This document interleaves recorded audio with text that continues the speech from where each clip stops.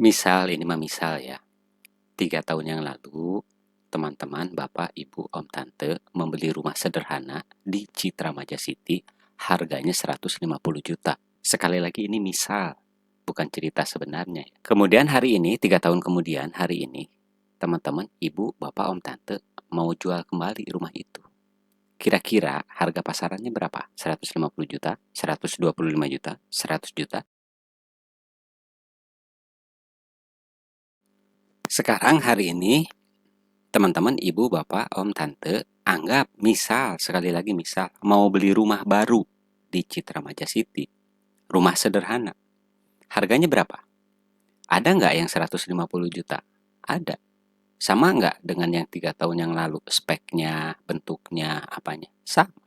Kalau teman-teman, ibu, bapak, om, tante mau beli rumah nih hari ini di Citra Maja City. Pilih rumah baru yang harganya 150 juta atau mau pilih rumah bekas yang harganya misalnya ditawarkan 150 juta, yang sudah 3 tahun nggak dirawat, yang temboknya sudah retak-retak, yang sudah banyak bocornya. Mending pilih rumah baru dong, betul? Faktanya di Citra Maja City saat ini banyak rumah yang sudah dibeli dan banyak yang masih kosong, sepi, dan ditinggal pemiliknya entah kemana. Katanya sih investasi, tapi saat harga tak naik-naik, saat rumah susah disewakan, kepala jadinya pusing, badan jadinya lemes, kepikiran terus, dan akhirnya muncul kalimat, ternyata salah saya berinvestasi di sini. Ternyata investasi properti di Citra Maja City itu tidak menguntungkan, begitu kan kalimatnya. Kalau bapak, ibu, om, tante beli satu rumah, lalu berharap 3 tahun kemudian naik 100% dari harga beli. Atau di mana rumah yang seperti itu? Kalau teman-teman, ibu, bapak, om, tante beli satu biji rumah, baru dibeli nih hari ini. Kemudian dititipin ke agen properti, setiap minggu bertanya, udah ada yang nawar belum? Gimana mas? Udah ada yang nawar belum? Maaf, itu belum bisa dibilang investor. Itu namanya baru pemilik properti. Di video sebelumnya kita pernah bercerita tentang rumah yang berada di belakang rumah kami yang sempat kita tanya harganya berapa. Harganya tinggi, tidak mau goyang, tidak bisa ditawar. Dan pada waktu itu di video yang lalu kita bilang bahwa pemiliknya adalah investor betulan. Investor beneran, bukan hanya sebagai pemilik properti. Jadi kalau kita mau bicara tentang investasi properti, dan memang mau jadi investor beneran, ya belajar melihat bisnisnya, bukan hanya melihat bangunannya. Dan kalau benar-benar percaya sama proyeknya, percaya dengan Citra Maja City, percaya dengan Ciputra Group, kenapa nggak sekalian beli saham perusahaannya? 1 tahun yang lalu kita membeli rumah di sini, di klaster Green Corp Citra Maja City. Banyak pihak-pihak yang mempertanyakan keputusan kami. Kok mau-maunya sih beli di Citra Maja City? Dijual susah loh, disewain susah loh, harganya nggak naik-naik loh. Begitu katanya. Ya kami jawab sambil garuk-garuk kepala. Kita membeli untuk dihuni, bukan untuk dijual lagi. Jadi nggak peduli harganya mau naik atau enggak. Bukan untuk disewakan. Kita membeli rumah di Citra Maja City untuk dihuni. Dalam hidup ini kan komentator banyak ya. Pada protes lagi. Kok mau-maunya sih ambil rumah di real estate? Mahal loh. Itu kemarin ngambil berapa? Saya bilang 570 juta. Why, mahal banget. Jangankan yang harga segitu, yang 150 jutaan aja susah dijual lagi loh, susah disewa loh. Ini 570 juta Citra Maja City. Kok berani sih ngambil di sana harga segitu? Waduh, waduh, waduh. Namanya ngambil properti itu bukan masalah berani atau tidak berani, tapi berhitung. Luas bangunannya 42 meter persegi, karena berada di Hook, luas tanahnya sekitar 130 meter persegi. Harganya 570 juta. Real estate ya.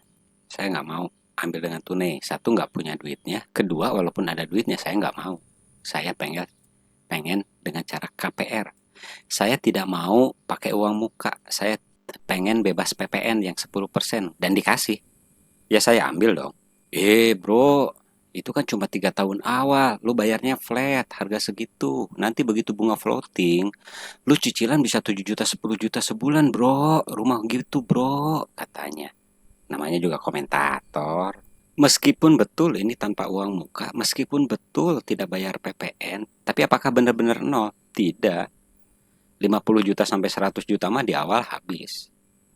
Bayar, tetap ada bayar-bayaran lain selain bayaran itu ya. Entah cicilan harus berapa bulan pertama, ada biaya notaris, ada biaya sertifikat, ada biaya ini, biaya itu. Pas pindah juga kan nggak mungkin juga kosongan.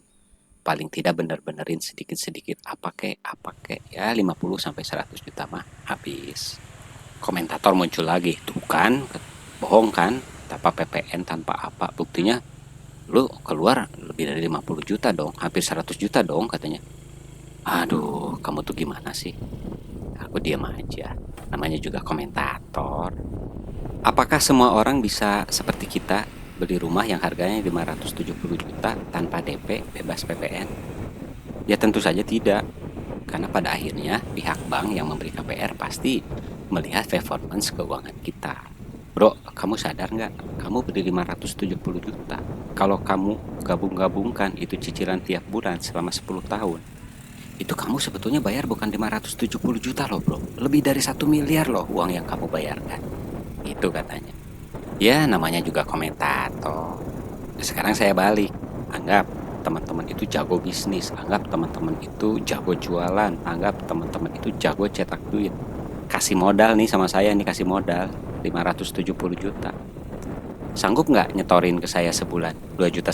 Kira-kira dikasih modalnya 570 juta loh. Sanggup nggak ke saya nyetoran setiap bulan 2,5 juta? Bisa nggak? Atau jangan bilang pengusaha ya. Kalau dikasih uang 570 juta, nggak bisa setor 2,5 juta sebulan. Gimana ya cara mikirnya? Atau nggak usah jago jualan deh. Yuk, mari kita bicara misal ya, saya mah nggak jago. Misal kita kemudian lihat-lihat internet, kemudian kita kenalan sama CTRA. Ya, namanya CTRA, Ciputra Development Tbk. Itu nama saham yang ada di Bursa Efek Indonesia. Jadi kalau Bapak Ibu beli rumah di Citra Maja City, itu berarti secara tidak langsung Bapak Ibu percaya dengan masa depan Ciputra Group. Mestinya begitu kan cara berpikirnya. Dan kalau ditanya kepada saya, apakah saya percaya Ciputra? Jelas jawabnya iya. Kalau nggak percaya ngapain saya ngambil rumah di sini? Misal, saya agak melek masalah saham gitu ya. Tahun 2022 itu harga saham CTRA itu 850. Jadi dengan 570 juta itu anggap ini mah misal saya beli saham 570 juta ya enggak, harga per sahamnya 850, berarti saya beli 670 ribu lembar saham. Gitu ya ceritanya. Hari ini 3 tahun kemudian dari 3 tahun yang lalu, CTRA itu harga per lembar sahamnya udah 1150. Maka hari ini 670 dikali 1150 itu sudah menjadi 770 juta 500 ribu. Gitu hitungannya. Jadi dari 570 juta yang saya belikan saham, ketika sahamnya menjadi 1150, boleh dicek ya harga saham terakhir kemarin itu segitu. Maka ada selisih 200 juta loh dari 570 juta selama 3 tahun. Jadi dengan selisih seperti itu, apakah saya harus teriak-teriak rumah saya tidak bisa disewakan? Kan enggak, kan saya nempatin rumah itu.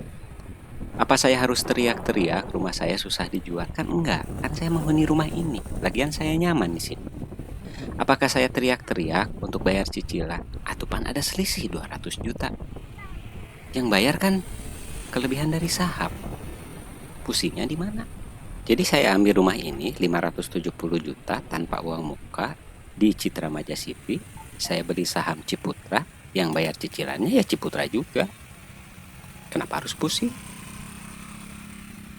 Jadi cerita-cerita komentator yang mengatakan bahwa di sini rumahnya susah dijual, susah disewakan, harganya nggak naik-naik, ya terbantah dengan sendirinya. Kalau bagi kita ya terbantah dengan sendirinya.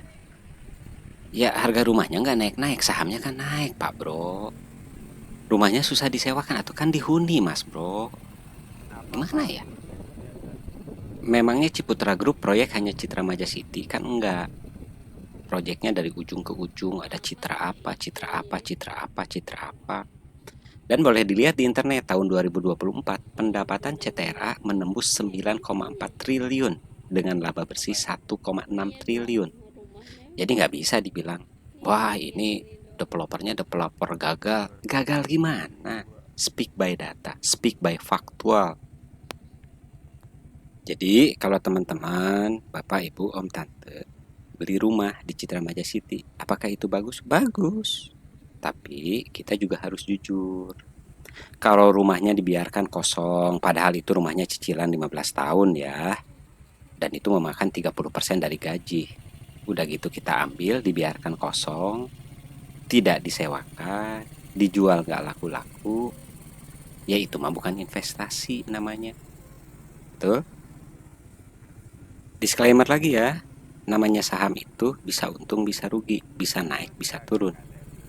Contoh angka yang tadi adalah berdasarkan data 2022 sampai dengan 2025.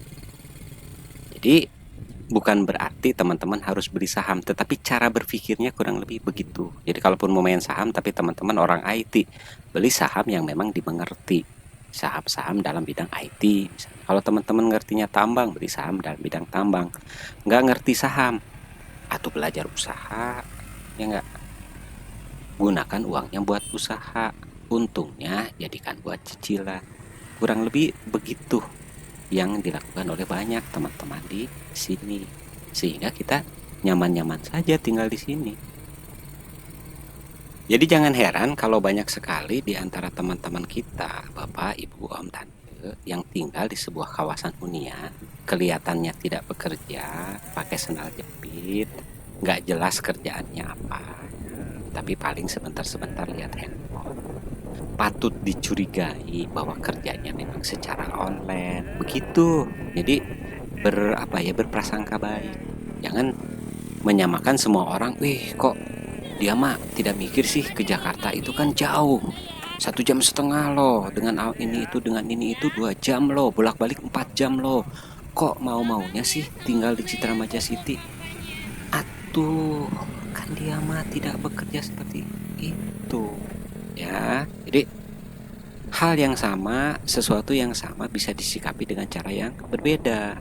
Kesimpulannya apa? Know what you buy what you know.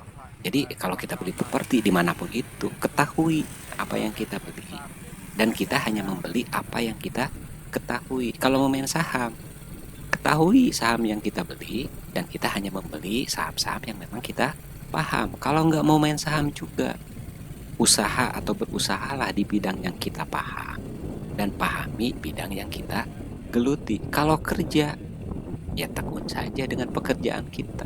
Jadilah ahli dalam bidangnya masing-masing. Bukan menggurui, tapi gemes ketika ada teman-teman yang baru memiliki satu rumah, dicicil 15 tahun, baru dicicil 3 tahun, kemudian teriak, aduh aku investasi rumah di Citra Maja City, tapi rugi. Investasinya apa?